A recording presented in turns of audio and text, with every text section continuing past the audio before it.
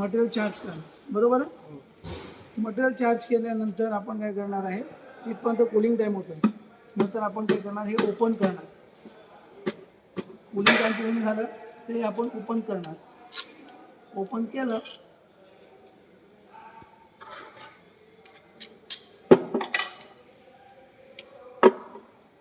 हे आर्टिकल, हे टाईपमध्ये आर्टिकल आलं.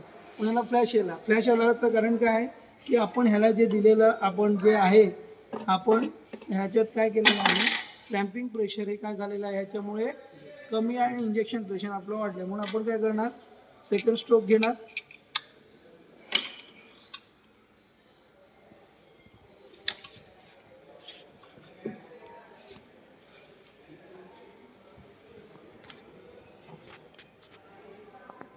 मटेरियल चार्ज आपण केलेलंच आहे.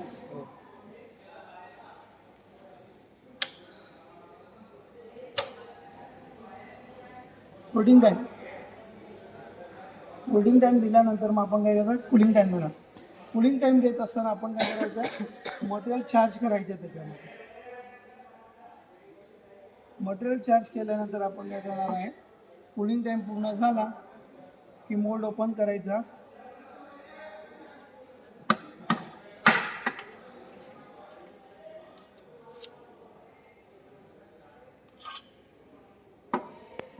मोल्ड ओपन करायचा आणि हे आर्टिकल तुमचं तयार झालं आहे. हे आर्टिकल इजेक्ट करायचं.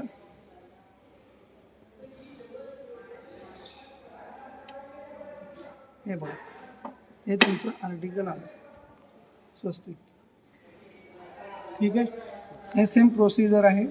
हे पुन्हा काय करायचं, हाच सेम स्ट्रोक घ्यायचा. ह्याच्यामध्ये काय प्रॉब्लेम येत असेल तो प्रॉब्लेम बघायचा आणि त्यानुसार आपण ह्याला बदल करायचा.